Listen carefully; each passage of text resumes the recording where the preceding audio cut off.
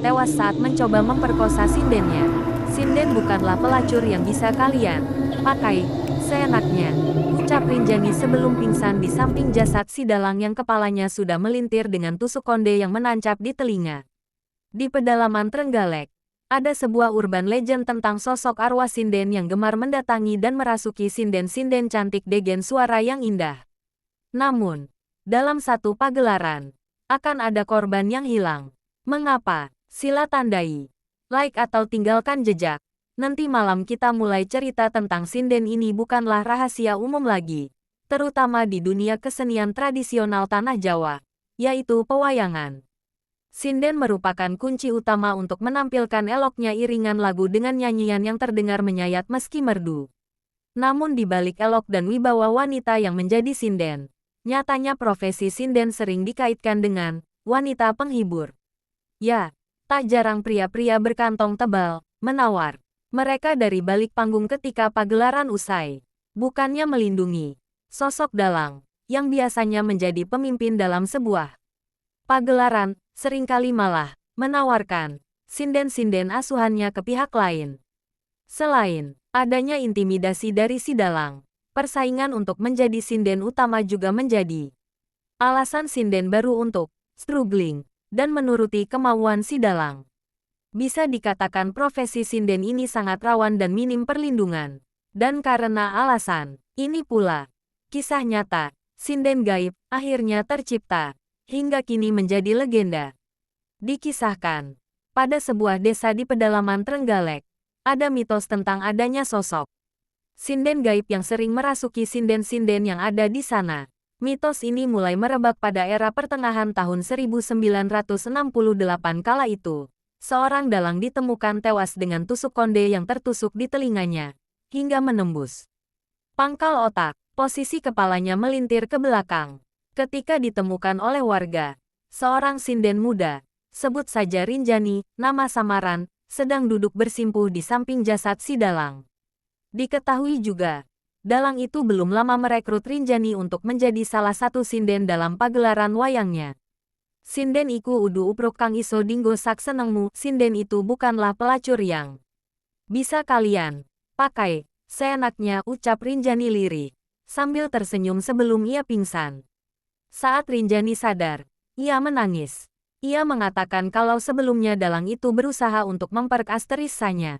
Namun setelahnya, ia lupa apa yang sudah terjadi. Para warga sejatinya sulit mempercayai tragedi itu, sebab sang dalang punya reputasi sebagai sosok yang sangat berwibawa di desa itu. Untunglah sinden-sinden lain mulai berani buka suara, sehingga terkuak bahwa dalang tersebut memang cabul.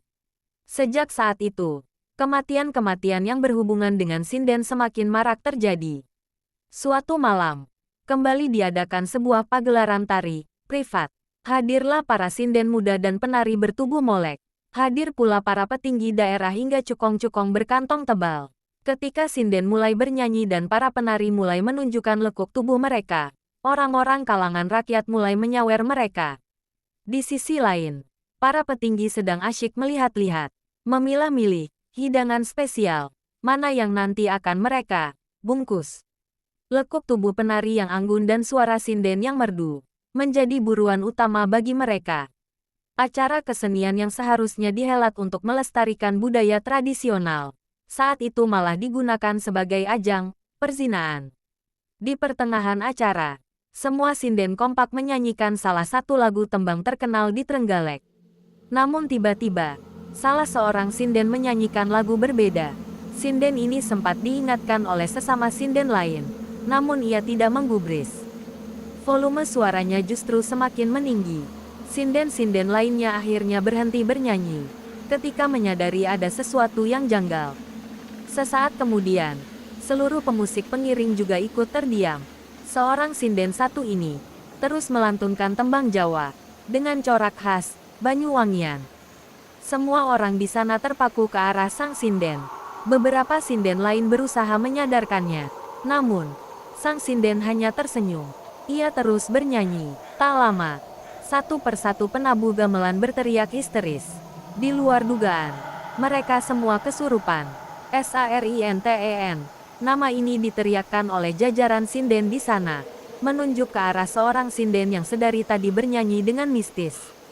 Sosok Sarinten, arwah sinden gaib legendaris, ternyata malam itu hadir di sana, merasuki seorang sinden. Hadirnya Sarinten pun menutup pagelaran tari malam itu dengan kacau. Semua orang panik, karena mitos di pedalaman Trenggalek ini ternyata menjadi kenyataan. Bukan lagi rahasia, jika pagelaran tari dan nyanyian tradisional di Jawa dan Indonesia kerap dikaitkan dengan mistis. Maka tidak heran, jika acara seperti ini perlu dihadiri seorang pawang yang bertugas sebagai divisi keamanan dari ancaman gaib supranatural. Di malam itu, sang pawang masuk ke tengah kegaduhan dan histeria untuk memeriksa keadaan. Arwah Sarinten masih merasuki sang sinden, sambil melantunkan lagu yang membuat semua orang merinding. Pandangan mata sinden ini langsung tertuju ke arah si pawang. Arwah ini seakan paham bahwa ada aliran energi khusus di diri si pawang. Si pawang, setelah ditatap tajam oleh Sarinten, paham betul bahwa ia harus membungkukkan diri, memberi salam hormat di hadapan arwah legendaris dari pedalaman Trenggalek satu ini. Kulo aturaken pangapunten kalian panjenengan Nyai. Menawi kulo wonten lepatipun, saya meminta maaf kepada Nyai. Kalau saya ada kesalahan, ucap si pawang. Kon kabeh wis ngelanggar aturane kabudayan. Kon kabeh uteke reget. Gur mikir wong wedok kuwi barang kang iso dituku, kalian semua sudah melanggar kebudayaan. Otak kalian semua kotor, hanya menganggap wanita itu adalah barang yang bisa dibeli, ucap sinden itu. Si pawang segera mundur selangkah, menyadari ada aura kemarahan dari arwah yang bukan sosok sembarangan ini. Si pawang segera menyuruh anak buahnya untuk menyiapkan berbagai macam sesaji, atau istilahnya, ubah rampe, sebagai upaya mengatasi kejadian ini. Ubah rampe pun mulai memberi dampak. Beberapa penari dan penabuh gamelan yang dari tadi kesurupan, kini sudah bisa disembuhkan. Tinggal si sinden yang masih terduduk simpuk. Ia masih tersenyum dengan anggun. Si pawang pun akhirnya memulai semacam ritual untuk mengeluarkan Sarinten dari tubuh sinden tersebut. Sesuai kekhawatiran si pawang sejak awal, sosok Sarinten masih terlalu kuat untuk ia keluarkan dari tubuh sang sinden. Si pawang kembali mencoba berkomunikasi secara batin dengan arwah Sarinten. Komunikasi batin ini cukup cepat menguak informasi baru bagi si pawang. Ia akhirnya mengetahui jika Sarinten dulunya merupakan sinden yang sangat cantik. Bahkan Sarinten selalu menjadi bintang utama di setiap kali dirinya pentas. Si pawang pun mengetahui bahwa arwah Sarinten berasal dari Banyuwangi. Sarinten mulai membeberkan kisah tragis yang mewarnai era hidupnya. Suatu masa, Sarinten dan seluruh grupnya mendapat pesanan pentas wayang di suatu daerah di pedalaman Trenggalek. Malam itu, pesta sangat meriah. Seperti biasa, ia menjadi bintang utama dalam pementasan itu. Ketika pementasan selesai, si dalang mengajaknya untuk menemui seseorang. Ternyata orang itu adalah Tengkulak kaya raya, yang jatuh cinta saat menyaksikan penampilan Sarinten. Tanpa ragu, si Tengkulak menyampaikan hasrat untuk memperistri Sarinten. Sarinten pun menolak mentah-mentah. Ia memohon untuk segera diantar pulang. Malangnya, si dalang sudah terlanjur menerima bayaran besar dari si Tengkulak untuk membiarkan Sarinten dibawa oleh si Tengkulak itu. Sadar bahwa dirinya sudah diperjualbelikan, Sarinten berusaha memberontak. Selaku wanita, usahanya kalah tenaga melawan dua pria, si dalang dan si Tengkulak. Singkat kisah, si Tengkulak berhasil memperkasteris Sarinten dengan berbagai perlakuan kasar. Tak selesai sampai situ, giliran si dalang yang tak mau ketinggalan.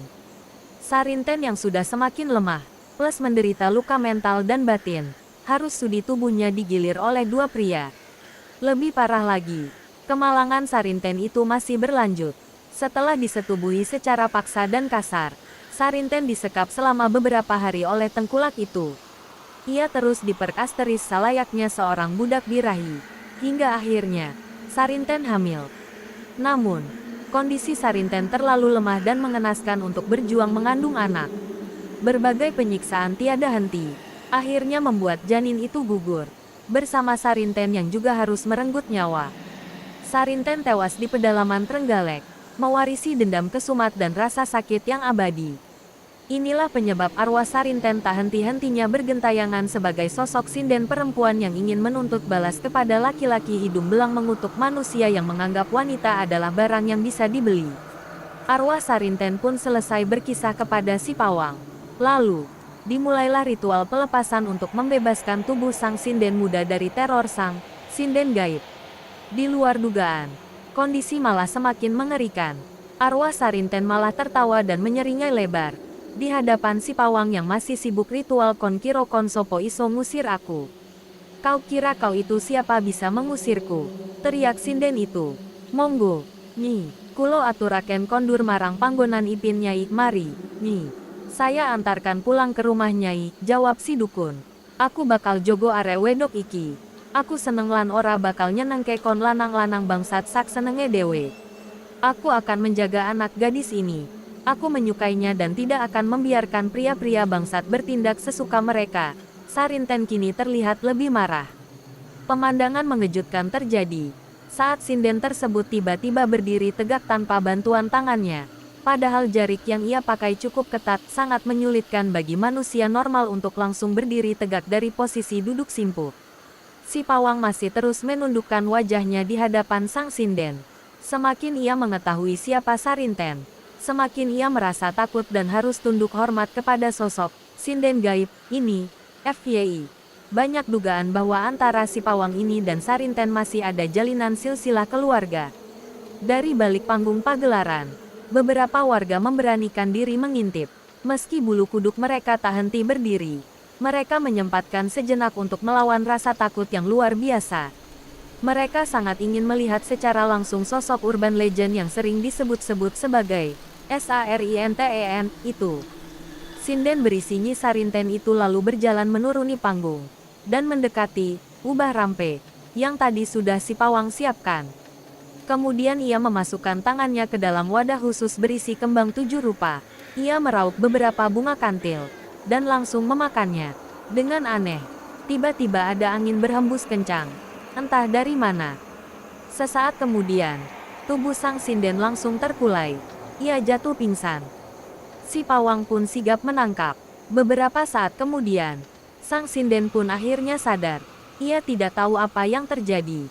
Yang ia ingat hanya momen saat ia sedang bernyanyi. Lalu tiba-tiba semua menjadi gelap. Sang pawang kemudian melakukan serangkaian ritual khusus guna memindahkan sosok Korin, Nyi Sarinten ini ke dalam sebuah pusaka konde tua. Pusaka ini adalah peninggalan orang tua si pawang, yang dulunya juga merupakan seorang sinden. Cara ini pun berhasil. Sosok Nyi Sarinten untuk sementara bisa ditahan di dalam segel berupa tusuk konde. Si pawang ini mewanti-wanti agar praktek prostitusi berkedok pentas sinden seperti itu tak boleh lagi diselenggarakan dimanapun. Ia meyakini arwah Sarinten pasti akan hadir di sana bagi siapapun yang mencoba melanggar ucapan si pawang. Si pawang menambahkan bahwa arwah Sarinten tak akan pernah ragu untuk murka kepada siapapun yang berani menganggap nilai sakral tradisi budaya sebagai media pemuas syahwat. Si pawang pun sangat yakin bahwa amarah Sarinten bisa sangat membahayakan jika merasa terusik atau tersinggung, sebab Sarinten bukan sembarang arwah sinden gaib. Waktu berlalu, kisah berlanjut ke cucu si pawang, yang ternyata pada diri sang cucu mengalir deras minat dan bakat untuk menjadi seorang sinden. Sebut saja Rati, karena ia tak mau mencantumkan nama aslinya. Sang kakek, yakni si pawang, sudah lebih dulu mengetahui bahwa pagelaran seni di desa tersebut masih dipenuhi orang-orang bejat. Akhirnya si pawang mewariskan konde pusaka itu pada cucunya, sebagai pusaka perlindungan diri, sebelum ia meninggal beberapa waktu kemudian. Aura lain selalu terpancar setiap Rati mengenakan konde ini. Sifat anggun dan kecantikannya terlihat berbeda di mata orang-orang biasa. Laku tubuh dan lantun suaranya pun seakan dialiri sesuatu. Penampilan Rati seringkali menghipnotis siapapun yang menonton. Puncak kejanggalannya, Rati juga jadi senang memakan bunga kantil mentah-mentah. Bagi Rati, bunga itu rasanya manis. Pesona Rati sebagai sinden yang punya aura mistis membuatnya mudah dikenali dari setiap pentas. Jiwanya yang sering berganti dengan sosok Nyi Sarinten seringkali membuat orang takut, meski banyak juga yang takjub. Rati dan Sarinten disinyalir sudah hidup bersama selama bertahun-tahun.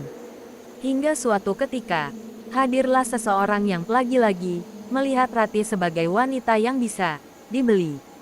Si tengkulak ini bernegosiasi dengan sang dalang yang menaungi Rati untuk mendapatkan jasa Rati.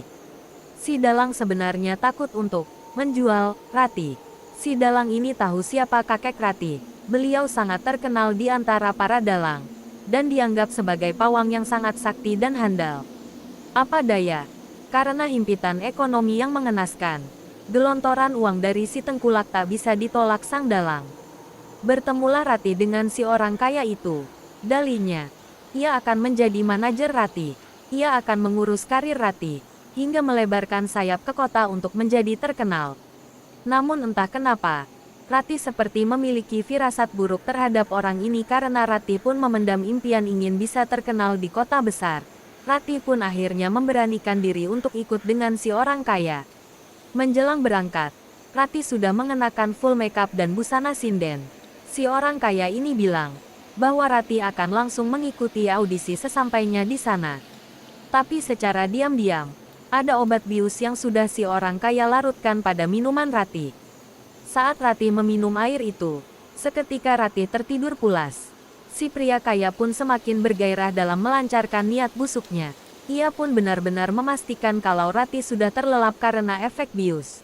Setelah itu, barulah ia mengangkat tubuh Rati untuk dibawa ke tempat tidur. Sesampainya di kamar, wajah culasnya ia dekatkan ke wajah Rati. Betapa kagetnya dia saat tiba-tiba mata Rati terbuka. Kedua matanya melotot dan terlihat sangat marah. Hanya dengan ayunan satu tangan, Rati bisa melempar tubuh pria itu hingga membentur dinding. Dengan getaran mistisnya, Rati berjalan, mendekatinya yang sudah tak berdaya. Rati mencabut kondenya, dan mulai menusuk-nusukkan sisi runcingnya ke leher pria itu secara terus-menerus.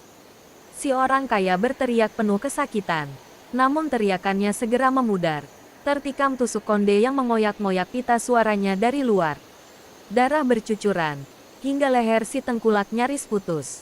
Karena sempat ada suara teriakan, maka tak lama dari kejadian tersebut jasad si pria bisa langsung ditemukan, dalam kondisi mengerikan.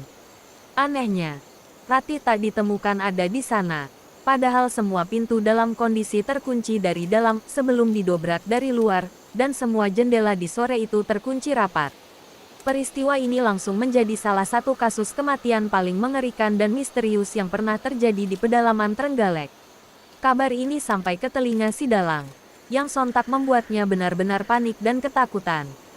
Si dalang yang tadinya tidak percaya bahwa tusuk konde milik Rati punya isian yang sangat kuat, kini membuatnya percaya. Beberapa sumber mengisahkan bahwa saat itu Rati tiba-tiba tersadarkan diri di suatu hutan pinggir sungai. Rati ditemukan warga desa dalam keadaan lemas, linglung, dan rambut terurai.